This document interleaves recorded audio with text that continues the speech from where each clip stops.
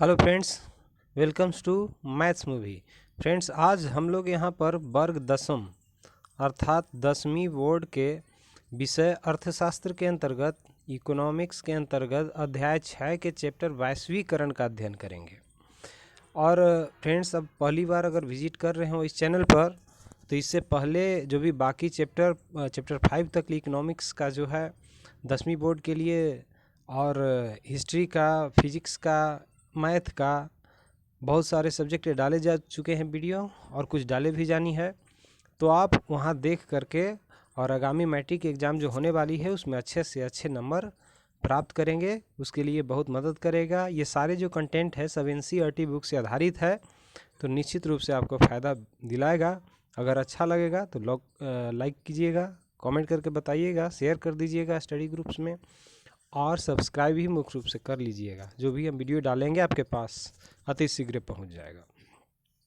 तो चलिए यहाँ पर देखते हैं हम लोग वैश्वीकरण अर्थात ग्लोबलाइजेशन। यहाँ में वैश्वीकरण के अंतर्गत आर्थिक सुधार को हम लोग डिटेल रूप से देखेंगे जो 1991 में हुआ था, और इसको दो भाग में बांट के देखेंगे। आर्थिक सुधार के उद्देश्य क्या थे और उसकी विशेषताएं क्या है। उसके बाद आर्थिक सुधार के अंतर्गत 3 भागों में बांट करके हम लोग पढ़ेंगे, जिसमें उदारीकरण हो गया अर्थात लिबरलाइजेशन, और दूसरा हो गया निजीकरण प्राइवेटाइजेशन, और तीसरा ग्लोबलाइजेशन अर्थात वैश्वीकरण। तो ये तीनों को हम बांट करके देखेंगे, 3 भाग में करके इसको समझेंगे। फिर इसे आगे हम लोग चलते हैं।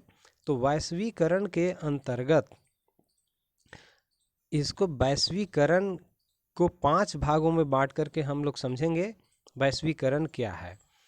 तो यहाँ पर हम लोग देखते हैं वैश्वीकरण के अंतर्गत कि अच्छा, एक चीज़ और आप ध्यान रखिएगा, ये लिबरलाइजेशन, प्राइवेटाइजेशन और ग्लोबलाइजेशन, उदारीकरण, निजीकरण, वैश्वीकरण, इन तीनों को मिलाकर के हम लोग LPG कहते हैं। ठीक है, तो ये आप ध्यान रखेंगे।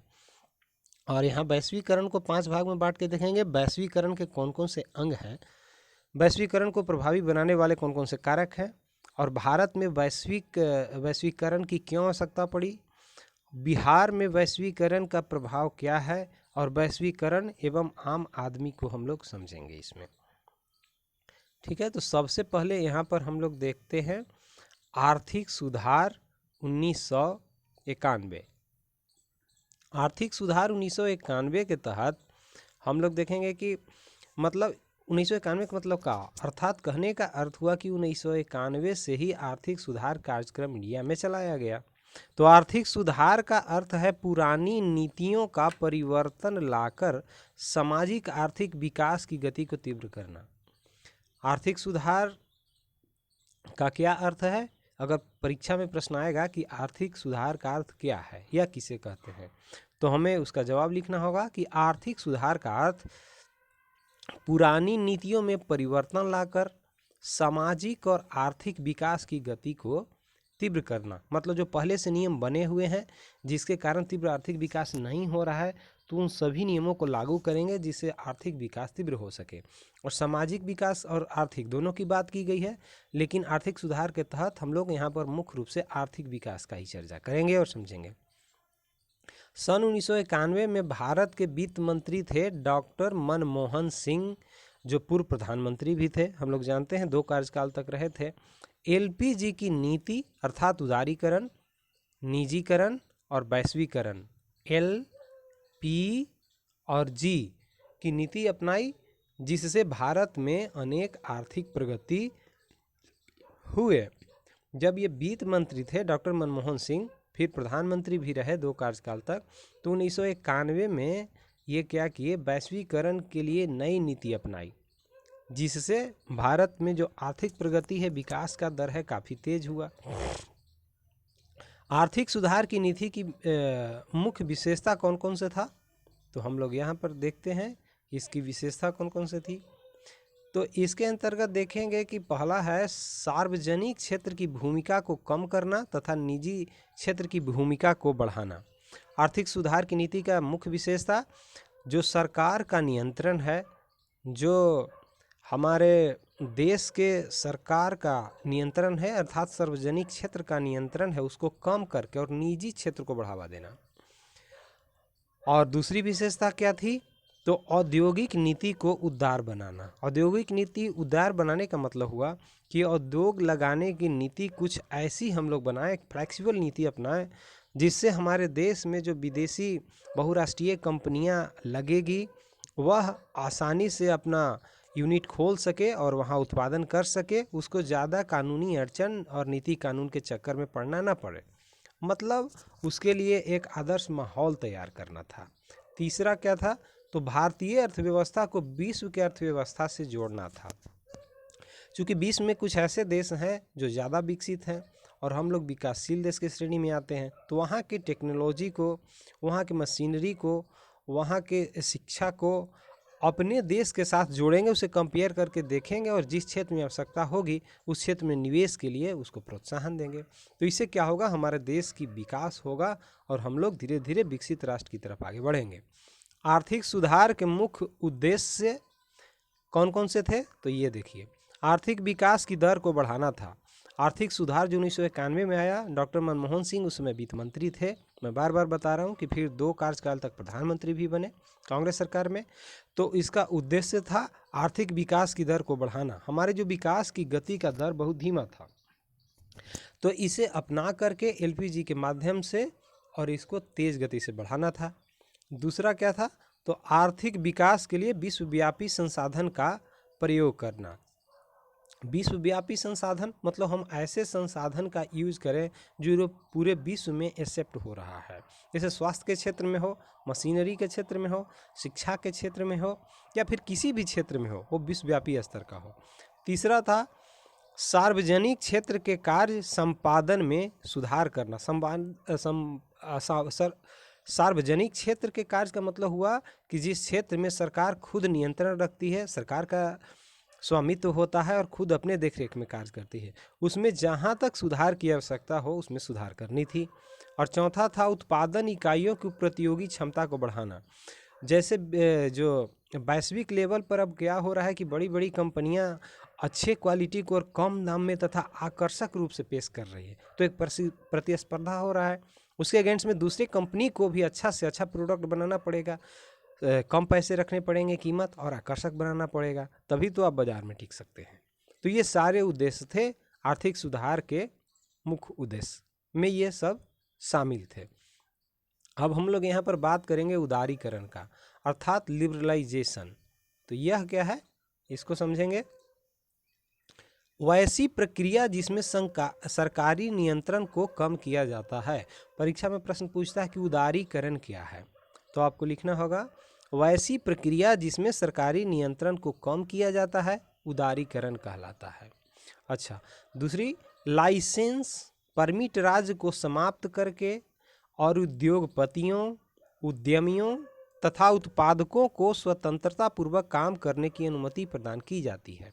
इसमें उदारीकरण के अंतर्गत अर्थात लिबरलाइजेशन के अंतर्गत एक तो सरकार का जो कठोर नियंत्रण है उसको कम किया जाता है, और दूसरा परमिट देना, लाइसेंस देना, इस प्रकार उद्यमियों को और उद्योगपतियों को उत्पादक कार्यों में स्वतंत्रता लाने के लिए ये उनकी छूट दी जाती है, उनके फेवर में काम किया जाता है।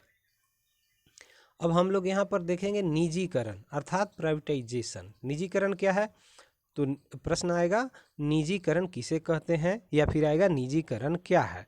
तो लिखना है वैसी प्रक्रिया जिसमें सार्वजनिक क्षेत्र के बदले निजी क्षेत्र को अधिक महत्व दिया जाता है, तो उसे निजीकरण कहते हैं। सार्वजनिक क्षेत्र का स्वामित्व पूर्णतः या अंशतः निजी क्षेत्र को दिया जाता है।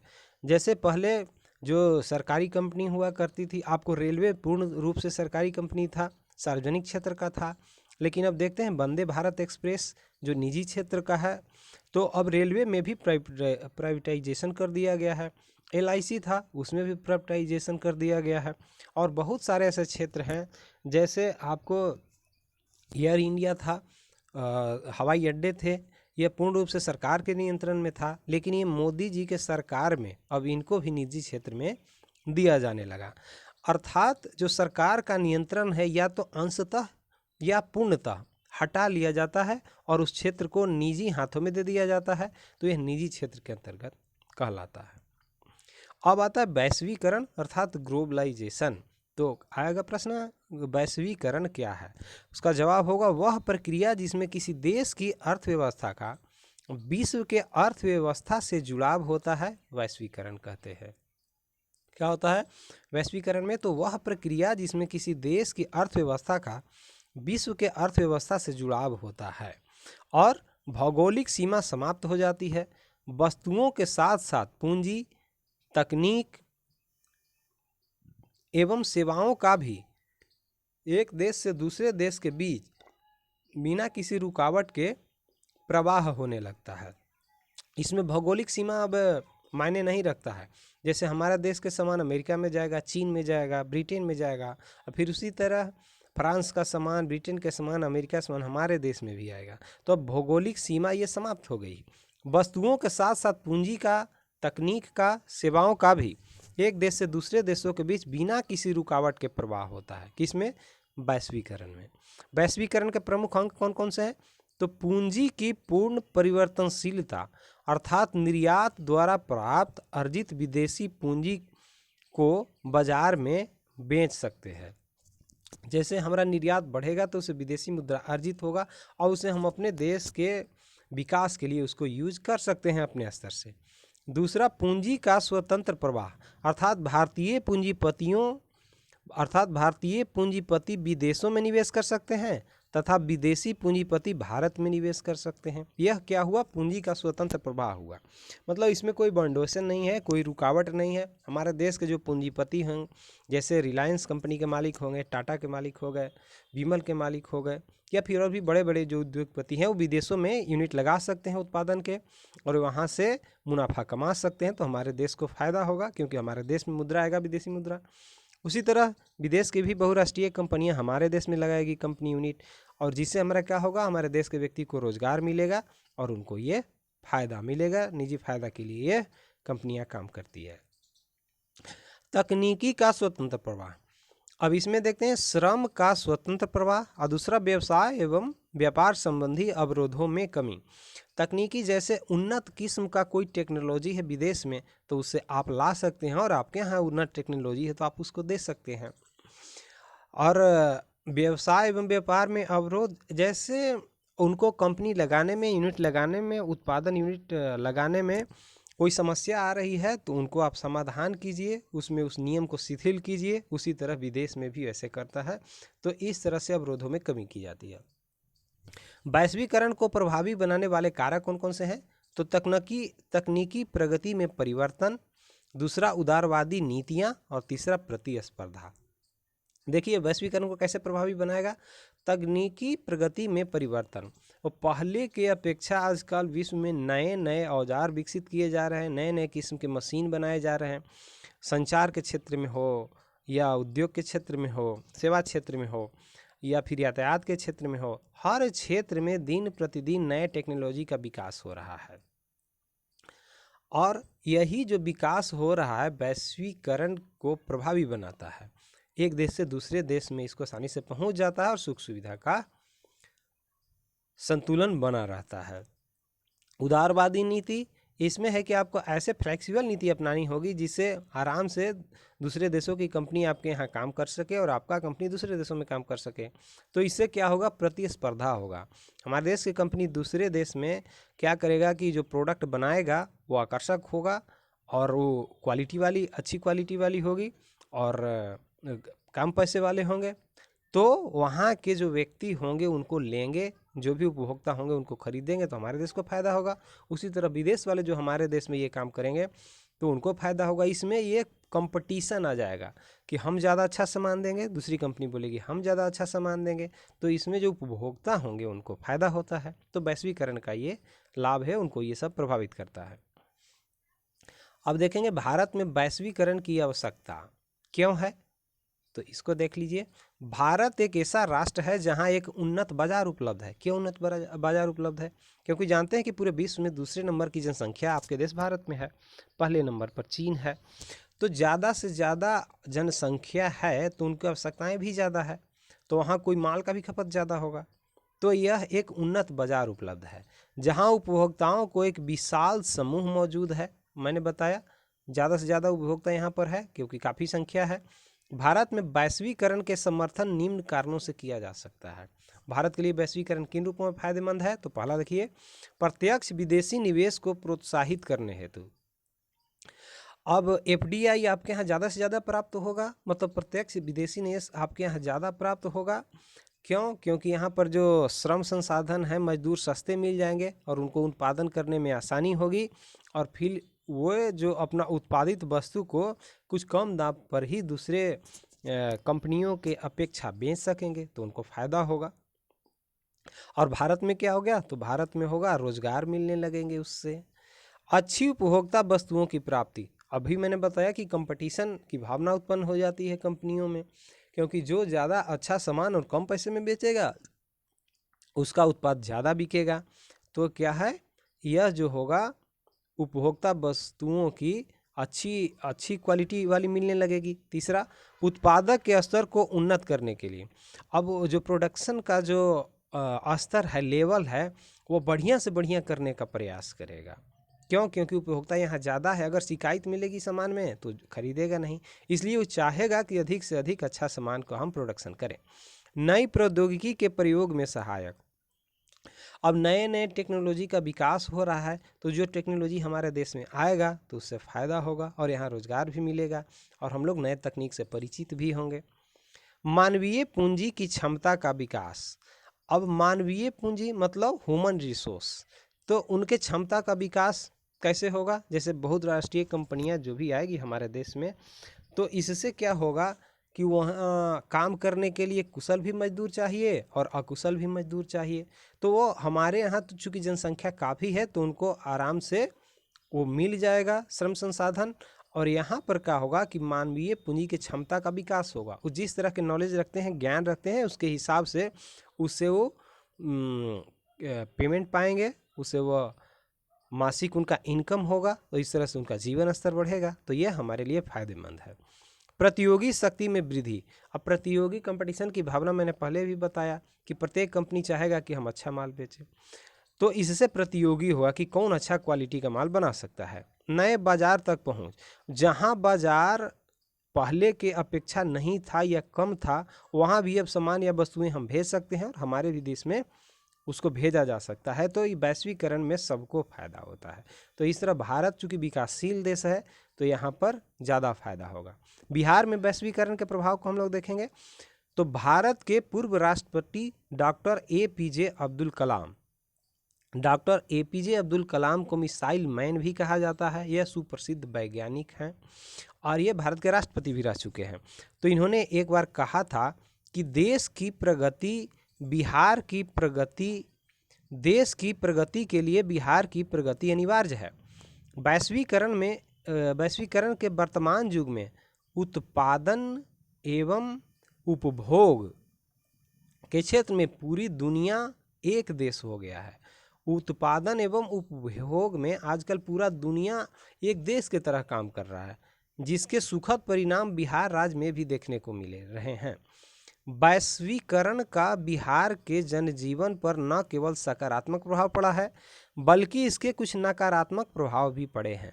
परंतु सकारात्मक प्रभाव का जो पलड़ा है भारी है। मतलब वैश्वीकरण के कारण हमारे देश का जो विकास हुआ है ज़्यादा हुआ है, लेकिन इसके जो निगेटिव भी प्रभाव पड़े हैं तो निगेटिव प्रभाव कम है। अब उसको हम लोग देखेंगे, वैश्वीकरण के सकारात्मक प्रभाव बिहार में और उसके नकारात्मक प्रभाव दोनों को। पहले सकारात्मक प्रभाव देखते हैं। तो कृषि के उत्पादन में वृद्धि। चूँकि हमारा देश विकासशील है, तो नए नए टेक्नोलॉजी विकसित राष्ट्रों की अपेक्षा हमारे यहाँ कम उत्पादित होती है, तो विदेशों से हमें नए टेक्नोलॉजी मिल जाती है। उन्नत बीज भी मिलता है और खाद, उर्वरक, कीटनाशक। तो इससे क्या होता है कि हमारा कृषि लाभान्वित होती है और कृषि का उत्पादन दिन दुनी रात चौगुना बढ़ रही है, तो ये फायदा है। निर्यात में वृद्धि। जब हम आवश्यकता से ज़्यादा मात्रा में उत्पादन करने लगेंगे खाद्यान्न का, तो उपभोग जितना करना है रख करके बाकी हम लोग निर्यात कर देंगे, तो ये फायदा हुआ बिहार का। विदेशी प्रत्यक्ष विनियोग की प्राप्ति, डायरेक्ट एफडीआई हमारे राज्य में पहुंचती है क्योंकि यहाँ पर श्रम संसाधन सस्ता है, जिसके कारण कंपनियां रुचि लेती है और यहाँ जनसंख्या भी ज़्यादा है। तो क्या होगा कि उनके माल का उत्पादन जो आप करेंगे उसका उपभोग भी यहाँ ज़्यादा होता है। तो इस प्रकार से बिहार के लोगों को फायदा। अब देखते हैं शुद्ध राज्य घरेलू उत्पाद तथा प्रगति प्रति व्यक्ति शुद्ध राज्य घरेलू उत्पाद के जो उत्पादन है उसमें वृद्धि हुई है। विश्व स्तरीय उपभोक्ता वस्तुओं की उपलब्धता हो गई है। अब जो विश्व के लेवल पर जो वस्तुएं थी, जैसे पहले हम लोग BMW कार है, टोयोटा है, ये सब हमारी सड़कों पर नहीं दिखाई देता था, लेकिन वो सभी आजकल छोटे छोटे शहरों में भी, आपको बिहार के भी शहरों में दिखाई देने लगेंगे। तो ये फायदा हुआ। रोजगार के अवसर में वृद्धि, चूँकि बिहार में हम लोग जानते हैं कृषि प्रधान देश है, इंडस्ट्री है नहीं, तो जो कृषि क्षेत्र के अंतर्गत जो मशीनरी हम विदेशों से लाते हैं, उन्नत राष्ट्र से लाते हैं, तो उससे अब आसानी पूर्वक कृषि हो जाएगी, जिससे उत्पादन बढ़ जाएगा। और जो फैक्ट्री वो यहाँ लिखाएंगे, उत्पादन की जो यूनिट लगाएंगे, उसमें हमारे लोगों को रोजगार भी मिल जाता है। तो यह सकारात्मक रूप से फायदा हुआ है। और है बहुराष्ट्रीय कंपनियां जो है, यह किन किन क्षेत्रों में आ गया है, तो बैंकिंग और बीमा कंपनियों का भी आगमन हो गया है। बैंक भी, विदेशी बैंक हमारे यहाँ काम कर रहे हैं और बीमा कंपनियां भी। तो जब हमारे यहाँ काम कर रहे हैं तो उसमें काम करने वाले तो विदेश से थोड़ी लाएंगे, हमारे देश के ही व्यक्ति रहेंगे ना। तो इस तरह से रोजगार आराम से मिल जाता है। अब बिहार में वैश्वीकरण के नकारात्मक प्रभाव को देखिए, घाटा क्या हुआ, तो कृषि एवं कृषि आधारित उद्योग की उपेक्षा की गई। अब कृषि से संबंधित जो उद्योग था और इससे डायरेक्ट कृषि भी और इससे आधारित उद्योग भी, इसकी उपेक्षा क्यों होने लगी, क्योंकि अब अच्छे अच्छे जो मशीन है, जैसे धान काटने के लिए मजदूर चाहिए था, लेकिन अब हार्वेस्टर है, तो वो अब कर लेगा, ट्रैक्टर से कृषि हो जा रही है, पावर टीलर आ गया। तो इस तरह से उन्नत तकनीक आ गई, जिससे क्या हो गया कि अब कृषि का जो क्षेत्र था यह उन्नत हुआ।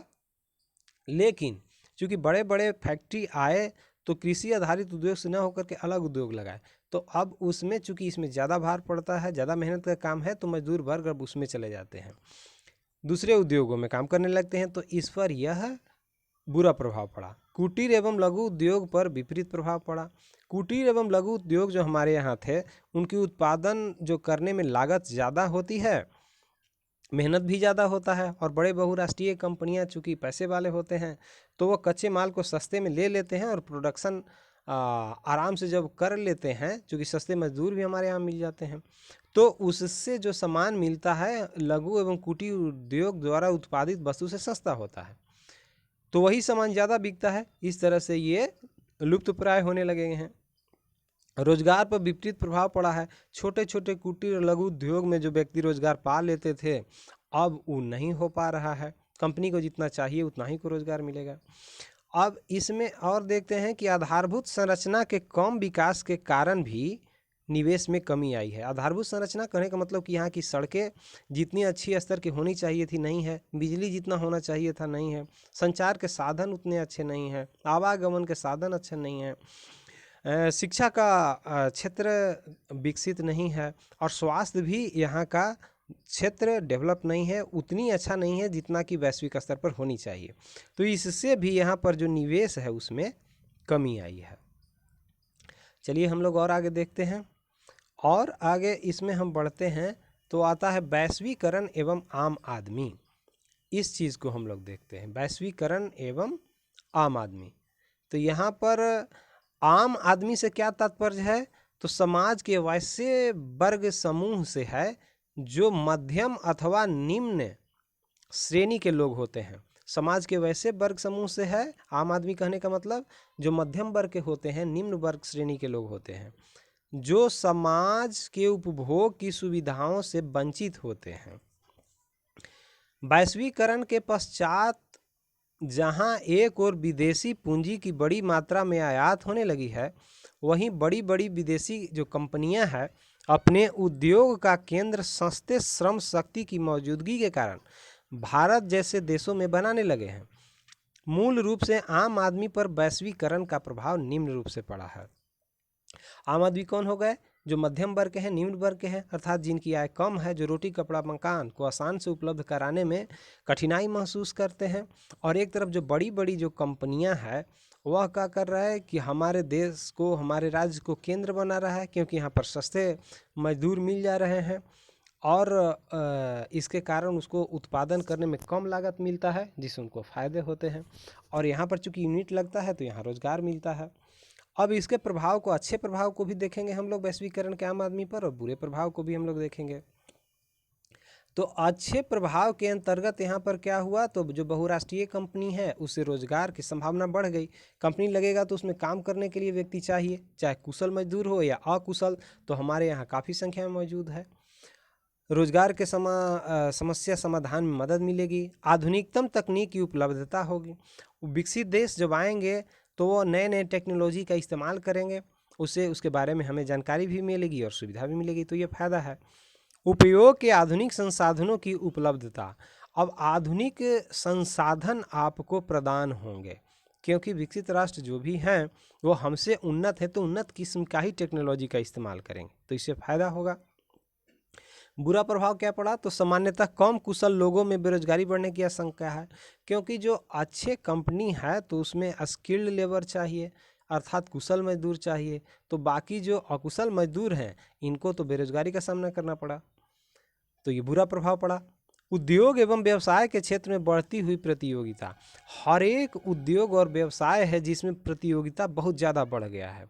हर कोई चाहता है ज़्यादा से ज़्यादा सामान बिके, और जितना ज़्यादा बिकेगा तो उतना फ़ायदा होगा, और उसमें प्रतियोगिता बढ़ गई है कि प्राइस कम होनी चाहिए, आकर्षक होना चाहिए, क्वालिटी भी अच्छी होनी चाहिए, तो यह एक प्रतियोगिता की भावना तेज़ी से बढ़ी है। श्रम संगठनों पर बुरा प्रभाव पड़ा है, क्योंकि श्रम संगठन क्या करेंगे, उनको जो जहाँ सस्ता मजदूर मिलेगा वहाँ से वो काम करेंगे, तो उनकी इस पर जो आमदनी है इस पर प्रभाव पड़ा। मध्यम एवं छोटे उत्पादकों की कठिनाई हुई, क्योंकि बड़ी कंपनियां जब आ गई तो छोटे लघु कुटीर उद्योग लगभग समाप्त के रूप में होते जा रहे हैं। कृषि एवं ग्रामीण क्षेत्र में संकट ज़्यादा है, क्योंकि जो कंपनी में जो लोग काम करने वाले थे कृषि में काम करना नहीं चाहते हैं, जिस कारण से क्या होता है उसके उत्पादकता पर प्रभाव पड़ता है। अब देखिए, विश्व व्यापार संगठन अर्थात WTO, वर्ल्ड ट्रेड ऑर्गेनाइजेशन, यह क्या है? अगर एग्जाम में कि विश्व व्यापार संगठन के बारे में लिखें या विश्व व्यापार संगठन क्या है बताएं, तो आपको क्या बताना पड़ेगा, लिखना पड़ेगा कि विश्व व्यापार संगठन की स्थापना जनवरी 1995 में की गई थी। कब? 1995 में, जिसका उद्देश्य अंतर्राष्ट्रीय व्यापार को उदार बनाना था। WTO अंतर्राष्ट्रीय व्यापार से संबंधित नियमों को निर्धारित करता है और देखता है कि इन नियमों का पालन हो। आप समझ रहे होंगे किस तरह से WTO कार्य करता है। तो वो देखता है कि पूरे विश्व में जो ट्रेड हो रहे हैं, व्यापार हो रहे हैं, वो नियम के तहत हो, और उनके विश्व व्यापार को उदार बनाने के उद्देश्य से इसकी स्थापना 1995 में की गई थी। ऑब्जेक्टिव क्वेश्चन भी रहेगा तो आप इसको ध्यान रखेंगे। कब WTO की स्थापना हुई? तो जनवरी 1995 में। अब आएगा निवेश से आप क्या समझते हैं, ये पूछते रहता है मैट्रिक के क्वेश्चन बैंक, आप देख लेंगे उसमें ये है। तो क्या लिखना पड़ेगा? अर्थशास्त्र में परिसंपत्तियों जैसे भूमि हो गया, भवन हो गया, मशीन हो गया एवं अन्य उपकरणों की खरीद में व्यय की गई मुद्रा निवेश कहलाती है। ठीक है, परिसंपत्ति के सृजन में, जैसे आपने ज़मीन ले लिया, आपने मकान बना लिया, आपने मशीन लिया, तो इस सब उपकरण से आप क्या करेंगे? उत्पादन का कार्य करेंगे, और जो उत्पादन होगा तो आपको बेनिफिट होगा। तो इसमें जो आप व्यय मुद्रा करते हैं, आप पैसा लगाते हैं, पूंजी लगाते हैं, तो इसी को निवेश कहते हैं। अच्छा, मॉल का कंसेप्ट अब देखिए आया है। मॉल क्या है? तो इसमें एक ही छत के नीचे उपभोक्ता के लिए हर छोटी से छोटी और बड़ी से बड़ी वस्तुएं उपलब्ध हो जाती है। आजकल तो मॉल छोटे छोटे शहरों में भी होने लगे हैं। जहाँ तक मॉल की बात करें तो बिहार की राजधानी पटना में आपको सेंट्रल मॉल दिखाई देगा, बिग बाजार दिखाई देगा। ठीक है, तो इस तरह से बड़े बड़े मॉल आ गए हैं। पेंटालून्स हो गया, और भी मॉल का विकसित रूप भी आ गया है। तो वहाँ पर इस तरह के जो सामान हमें आसानी से मिल जाते हैं, ये मॉल कंसेप्ट हुआ। अब बाजार अवरोधक को हम लोग समझेंगे। बाजार अवरोधक मतलब सरकार व्यापार अवरोध का प्रयोग विदेशी व्यापार में वृद्धि या कटौती करने एवं कौन सी वस्तु देश में कितनी मात्रा में आयात होनी चाहिए यह निर्धारित करने के लिए करती है। व्यापार में अवरोध करेगा मतलब जो कंपनी उत्पादन कर रही है उस पर कुछ रोक लगाएगा। क्यों? क्योंकि वह देखेगा कि हमारे जो देश है उसमें कौन सी वस्तु की कितनी मात्रा में उत्पादन हो रहा है और हमें कितनी ज़रूरत है, उससे हमारे देश को नुकसान तो नहीं हो रहा है। तो इस तरह की चीज़ यहाँ पर हम लोग देखते हैं। आप इस वीडियो को 1-2 बार देख लीजिएगा तो इस चैप्टर से आपको वैश्वीकरण से जितने भी क्वेश्चन होंगे आराम से आप हल कर सकते हैं। 1-2 बार आप सुन लेंगे तो आपको याद भी हो जाएगा। तो आज की वीडियो में इतना ही। इस वीडियो को अगर अच्छा लगा होगा तो लाइक करेंगे, कमेंट शेयर कर देंगे और मुख्य रूप से सब्सक्राइब कर लेंगे। तो फिर अगले वीडियो में हम लोग मिलते हैं। बहुत बहुत धन्यवाद। Thank you very much.